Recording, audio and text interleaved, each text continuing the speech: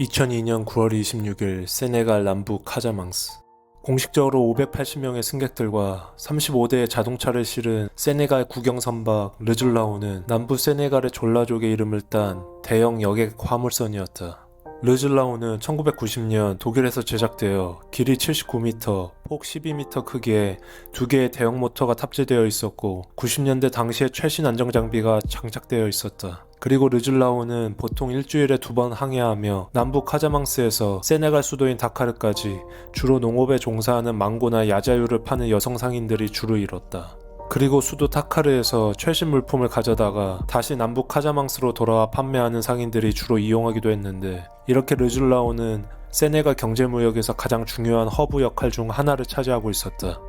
9월 26일 오후 7시 해질 무렵 세네갈 남부 카자망스 카라반이라는 도시에서 출발한 르즐라오는 선장 디아라의 지휘에 맞춰 순항하고 있었다. 오후 10시 선장 디아라는 급격하게 악화된 날씨에 당황하기 시작하고 열대성 호우가 동반된 강력한 폭풍우가 내리기 시작한다.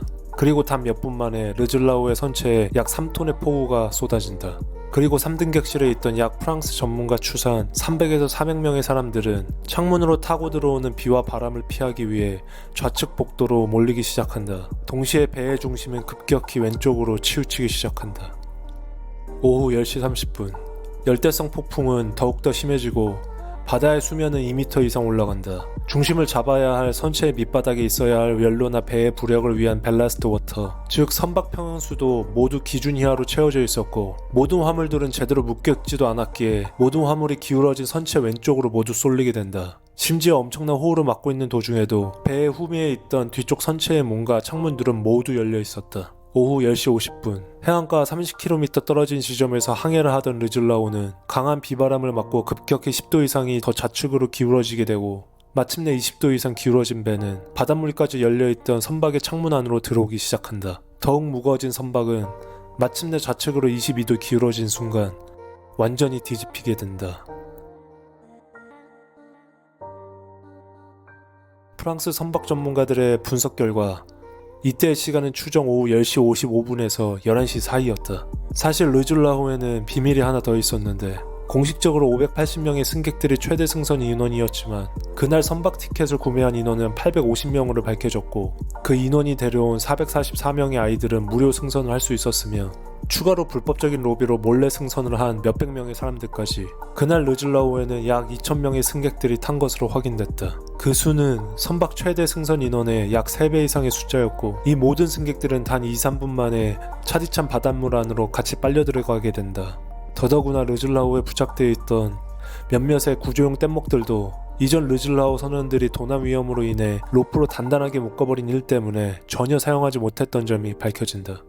차디찬 바다에 수장되어 버린 1000명이 넘는 사람들은 대부분 익사하거나 저체온증으로 동사하고, 나머지 몇백 명의 사람들은 뒤집혀진 선박 안에 에어포켓을 찾아 이동한 점이 밝혀진다. 그리고 그 뒤집혀진 선박 안에서 밖에 선박의 창문이나 여러 떠올랐던 화물들을 붙잡고 있던 생존자들에게 소리를 치며 살려달라고 애원한다. 실제로 생존자의 증언이다. Ça a duré toute la nuit. Toute la nuit. Et après notre absence, ils ont dû continuer.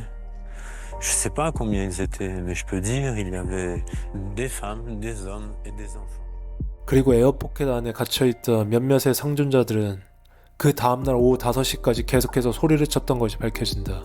하지만 세네갈 당국은 약 오후 11시에 뒤집혀진 배 사고 시간에서 9시간 후인 다음날 아침 8시 40분에 첫 보고를 받은 것이 밝혀진다. 그리고 오후 6시, 사고 18시간 후 비로소 생존자들을 구하기 위한 세네갈 구조선들이 사고 지점으로 도착한다. 도착한 후에 에어포켓 안에서 딱 2사람의 생존자 목소리가 들려왔지만 어느 다이버들도 그들을 구하러 바닷속으로 들어갈 수 없었다. 사고 지역은 너무나 깊은 해안 지역이었고 세네갈 다이버 장비들의 연식은 너무 오래된 것들이기 때문이었다. 결국 주변에 있던 민간 선박들의 빠른 대처로 총 64명의 생존자들이 나왔지만 후에 프랑스 정부의 조사 결과 총 1863명이 차디찬 바다 안으로 수장됐다.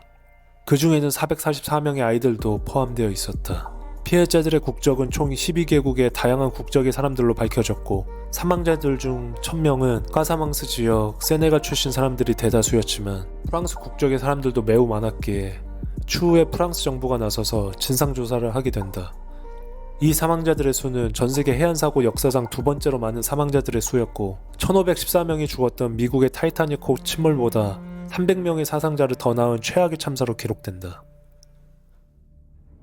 그러면 정확히 어떤 이유로 세네갈 경제활동의 중심이었던 르즐라오는 침몰하게 된 것일까? 프랑스 선박 전문가들의 침몰 원인 중 첫째는 역시 과적 수송이었다. 정원보다 약 3배가 넘는 인원과 화물들을 배에 가득 싣고 다니는다는 것 자체가 노후화된 엔진을 달고 있었던 르즐라오에게는 엄청난 부담이 되었을 것이고 언제라도 배가 침몰해 사고가 나게 되더라도 전혀 이상할 게 없었던 것이다. 둘째는 르즐라오의 선박 점검은 1991년 이후로 단 한 차례도 진행되지 않았던 것이 밝혀진 것이다. 그리고 사고 1년 전 2001년에 비로소야 엔진 점검을 마치고 1년간 수리에 들어간 세네갈 정부는 비로소 사건 2주 전인 9월 14일 다시 운항을 시작하게 된다. 이에 더불어 사고 대응의 매뉴얼을 전혀 숙지하고 있지 않았던 선장 디아라를 비롯한 다른 항해사들의 대처, 그리고 세네갈 정부의 늦장 구조가 최악의 해상사고를 만들어내는데 한몫을 하게 된다. 추후에 민간 어선을 타고 64명의 생존자를 구한 한 선장의 말로는 정부가 사고 직후 작은 구조선들만 급파했어도 수백 명의 더 많은 생존자들을 살릴 수 있었을 거라며 눈물을 흘리며 인터뷰한다. 사고 이후 세네갈 정부는 각 나라의 사망자 한 명당 22,000불의 보상금을 제공하지만 프랑스 같은 유럽 나라에서는 보상금이 우선시될 것이 아니라 당장 침몰된 르즐라오를 인양해 사고의 진상을 밝혀야 한다며 첨예하게 대립한다. 이에 따라 프랑스 정부는 세네갈의 정치관료 총 9명을 기소하고 이로 인하여 세네갈 정부는 프랑스인 입국을 불허해버리는 맞대응으로 응수하게 된다.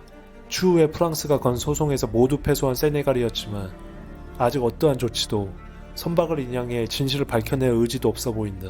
그 당시 군부가 득세했던 세네갈 대통령 압둘라 웨이드는 세네갈 정부에서의 대처가 미흡했던 것이 아닌 르즐라오의 선장 디아라의 단독적이고 불법적인 행동 때문에 이 모든 참사가 일어난 것이라며 한 개인의 책임으로 덮어버린다. 이로써 세네갈 국영 선박이었던 르즐라오의 참사는 아이러니하게 나라의 책임이 아닌 단 개인 한 명의 행동으로 인해 벌어진 일로 공식화가 돼버린다.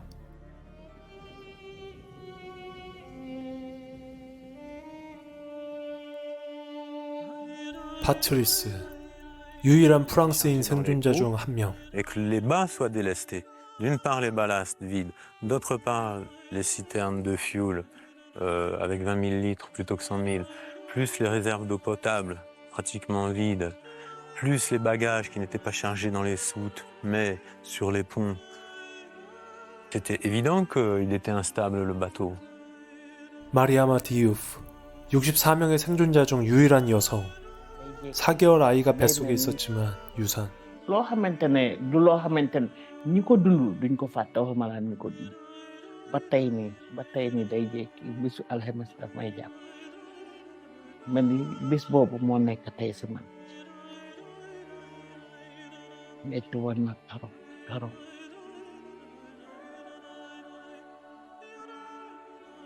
부바카 카마라, 어부. Kenapa tuh? Kenapa? Kami lah.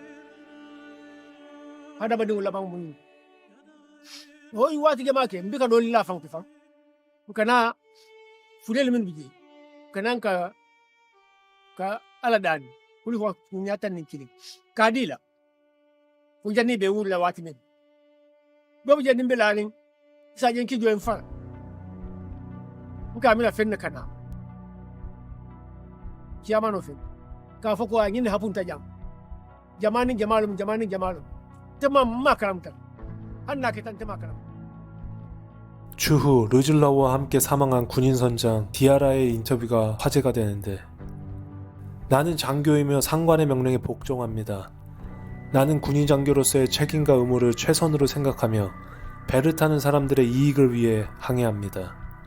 이 배가 자칫 여러 위험적인 요소들을 갖고 있겠지만 상관의 명령과 복종에 대한 의무는 이 모든 요소들을 뛰어넘을 것입니다. 전투에 나가면 목숨을 바칠 수 있듯이 저도 바다에 나가면 제 군인 정신에 맞는 나름의 자부심과 신념으로 헌신합니다. 감사합니다. 르즐라오의 생존자들은 아직도 그날의 악몽에서 살아가고 있다. 다음 사건 파일이 궁금하시다면 구독, 좋아요, 알림 설정 부탁드립니다.